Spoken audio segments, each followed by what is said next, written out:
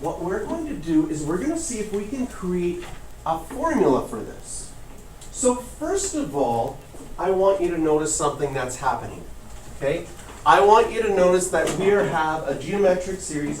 Do you see that your R value in this example is 1/4? Okay? And you remember from geometric sequences that you could find any term by taking term 1 and then doing r to the n minus 1. So if I wanted to find term 3 with the formula, term 3 would be 16 times by 1/4 squared, and it would equal 1. Okay? No problem. I want you to take out your calculators, and we're going to look at what happens as we get bigger and bigger and bigger terms. Could someone tell me term 10? Could someone tell me term 100? Pick different ones. Could someone tell me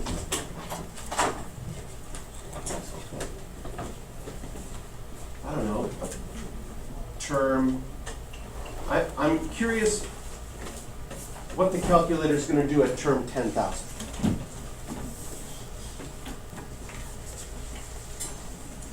So could someone in these two rows do the term 10? Could someone in these two rows figure out the term 100? And someone in these two rows plug in the 10,000? And just, let's write down what these numbers come out to. So term 1 is 16. Okay, term 10, we'll start with that. Does anybody have an answer for term 10 already? I'm guessing it's going to be 0 point something.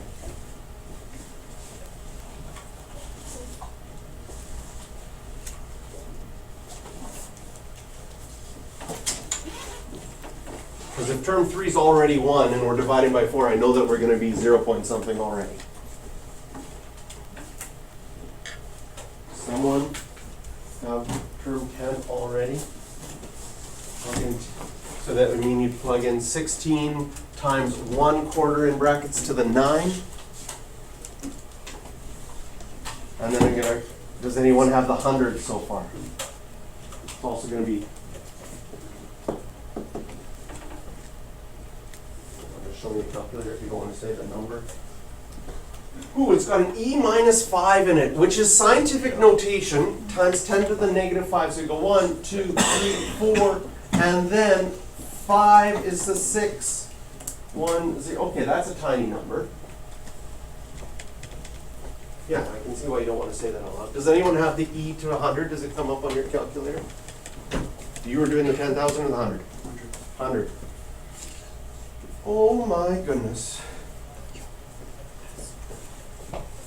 Okay, so in scientific notation, it'd be 9.956 times 10 to the negative 60, which means I'm not actually going to write all those zeros, because there would be a ton of zeros before you got to the 9956. In fact, there would be, move that decimal place 60 spots over. 59. Well, this decimal, this 9 gets moved 60 spots over. Okay? So then, it's really close to 0. I'm curious, when you typed in the 10,000, did your calculator just give up and say 0? Yes. Okay. It's like, it gets so close to 0 that at a certain point your calculator even gives up and says, I'm not going to tell you what it is. It's so close to 0, it's 0. So from 10,000 on, your calculator's like, you are so close to 0 that you're basically not adding anything anymore. Which means that your sum is going to converge. Now, our next idea is we're going to add our formula up.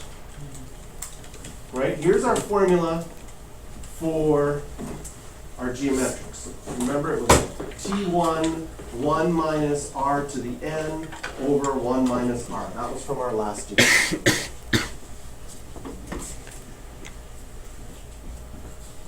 And we are going to develop a formula for infinity, adding them all up. But temporarily, we're going to do the 10,000 because we're feeling that that's, right? You know, if you were counting during lunch hour to see how high you could get at lunch hour. Do you ever do that as a little kid? Or is it just, I was just weird? Right? You're in something real. I mean, you have phones now, right? Before phones, we had to do really, as kids, it was stressful. So sometimes as kids, you'd be like, I'm just going to see how high I can count.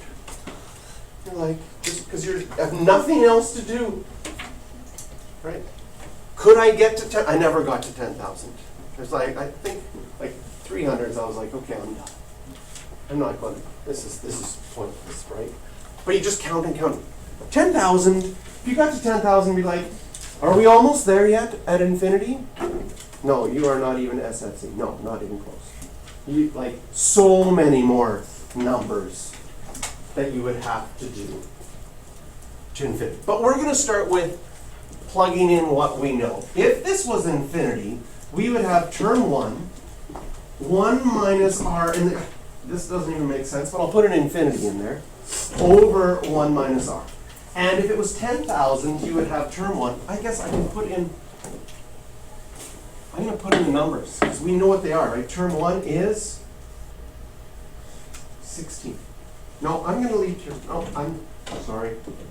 I'm going to leave term 1. I'm feeling good about this. Sum of infinity would still be term 1. You can imagine the 16 there. We would have 1 minus r to the 10,000, 1 minus r. Now when you did 10,000, right, you found the actual term.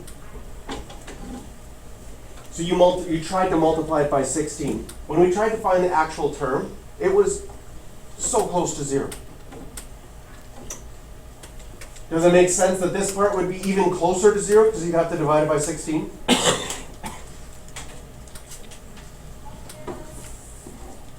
So close to 0 that we could say we could ignore it. That if you added up the first 10,000, it's basically going to be just term 1 times 1 over 1 minus r. And if you kept on going to infinity, even closer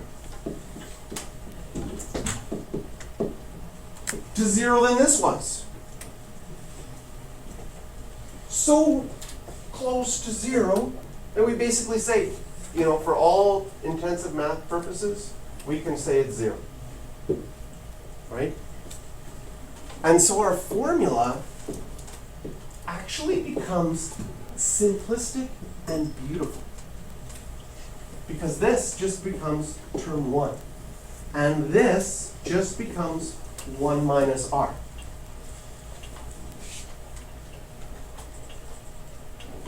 And let's look at my adding at the beginning. I added up all those numbers when I walked to the wall. According to the formula, I should take term 1, which is 8. My r value is a half. So I would have 1 minus a half, which is 8 divided by a half. How do you divide by a fraction? Multiply by the reciprocal. 16. Crazy. Let's look at our second example with the areas of the squares. If I wanted to add up all those squares, sum to infinity, my first area we said was 16. This first green square was 16. And I'm multiplying by a quarter, so my r value is 1/4, which would be 16. 4 over 4 minus 1 over 4 would be 3/4. Multiply by the reciprocal.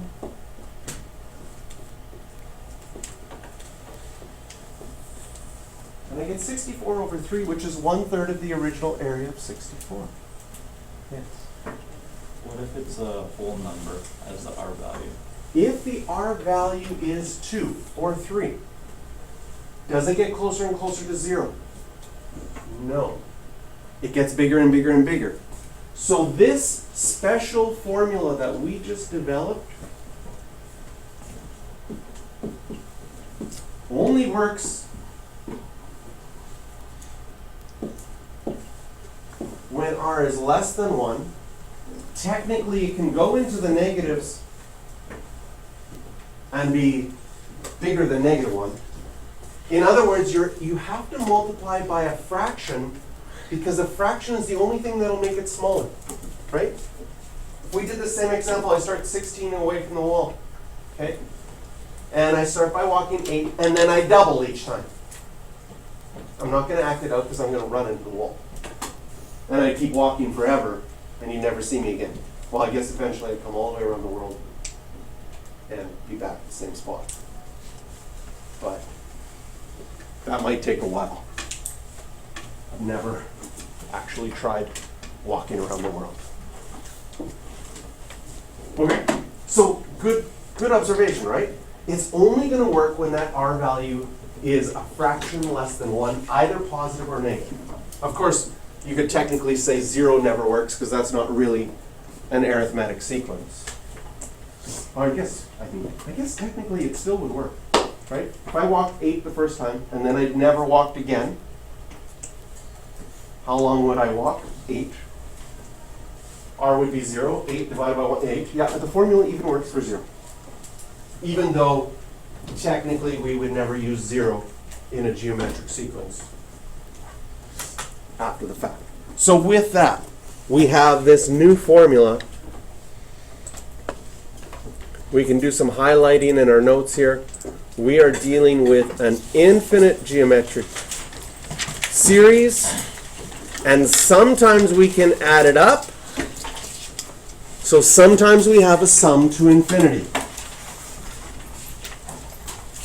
And that only happens if the r value is between -1 and 1, and it only happens if we're multiplying. Based like our arithmetic ones, we never can add to infinity. But our geometric ones, we can. So, for each of these, well, we'll do this one off to the side. For each of these, we are going to calculate the r value.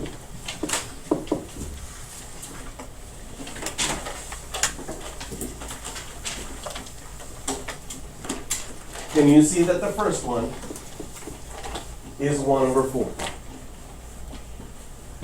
The second one, we're multiplying by 2. And the third one, r is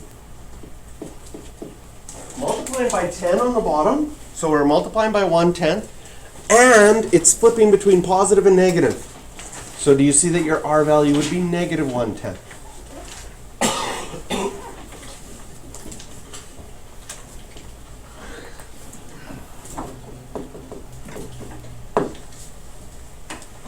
S to infinity exists for the first one. Sometimes when we want to write does not exist, we use DNE. Does not exist for the second one because it's getting bigger and bigger and bigger. The third one, the sum to infinity, exists again.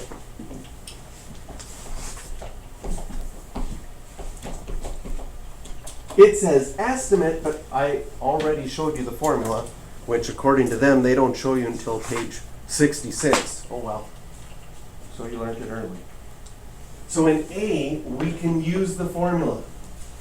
Term 1 is 1/3 over 1 minus your r value is 1/4. Can we simplify this fraction? Yes. We would get 1/3 divided by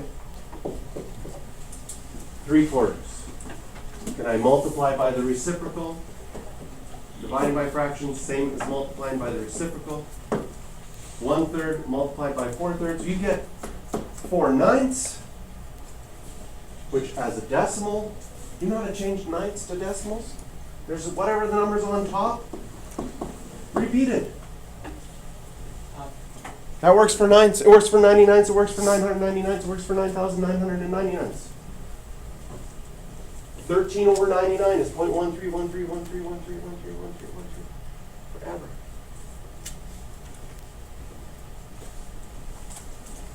We can't do the sum for part B because it does not exist. But in part C, if you wanted to add that up forever, we could. The sum to infinity would be, term 1 is 1/10 over 1 minus, and r is negative 1/10. So that would equal 1/10 over 1 plus 1/10, which is 11/10. How do you divide by fractions? Multiply by the reciprocal. And you get 1/11th, which I just taught you how to change it to a decimal inadvertently. Would you agree that 1/11th is the same as 9 over 99? So it's going to be 0.09090909 forever. 94. Which means you now know how to change any repeated number back to a fraction if you wanted to. If I wanted to change 1, 2, 3, 4 repeated back to a fraction, I would just do 1, 2, 3, 4 over 9,999. That works out every single time. Very cool.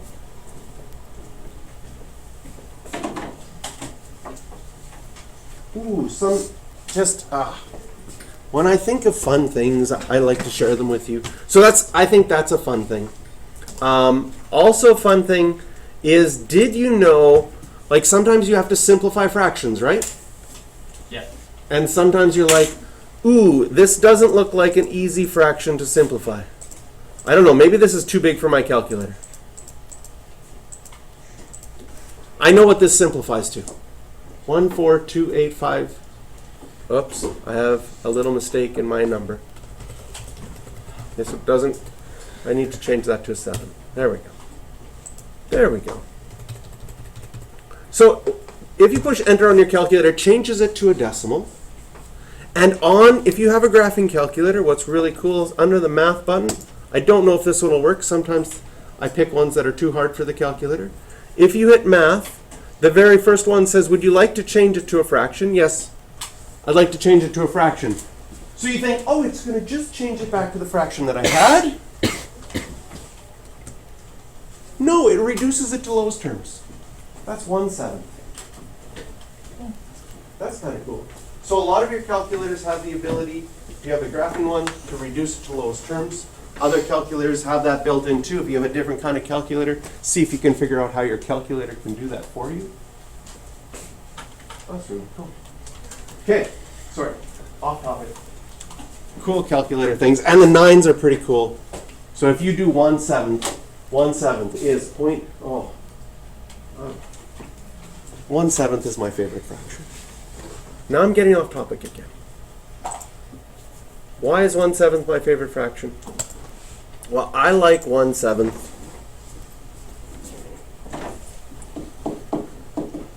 because from 1 to 10, I think it's the hardest one to memorize the decimal. You probably have 1/2 memorized as a decimal.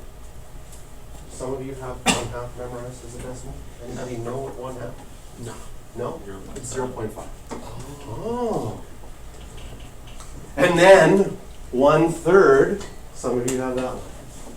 0.3 repeated. 0.67. And then 1/4. That's 25 cents is a quarter, so it's 0.25. Maybe you remember that. 1/5 is 0.2 because you can change it to 2/10 and then it's easy. But then 1/6 is a little bit tricky, and that's where usually people like, oh, that's 0.16 repeated, so I don't want. And then nobody gets to 1/7, but 1/7 is the prettiest one in my opinion. Okay, because it has 6 numbers repeated. It's 142,857, 142,857, 142,857 forever. And it's actually, even though it's 6 numbers, it's actually, in my opinion, easy to remember. Because 1/7, if you double 7, you get 14. And if you double 14, you get 28. And if you double 28 and make a little mistake, you get 57. And that makes it really easy to remember. 1, 4, 2, 8, 5, 7. And then what's really cool about the sevens is you can do all of the other sevens. So 2 sevens. You just have to find 1 is the smallest number in these 6. Which is the second smallest number? The 2. So 2 sevens is 0 point, and start with the 2 and just keep the numbers in the same order, and it repeats. And 3 sevens, what's the next smallest number? It's the 4. So I go 4, 2, 8, 5, 7, 1. Repeat it. And if I wanted to do 4 sevens, what's the next smallest number here? The 5. 0.5, 7, 1, 4, 2, 8. Repeat it. That's so cool. Okay, I'm sorry. I got distracted. Sometimes I find numbers fascinating and I want to share it with you. So, okay, I need to give you homework. That's what you really wanted. I know. You can circle questions 3 and 4.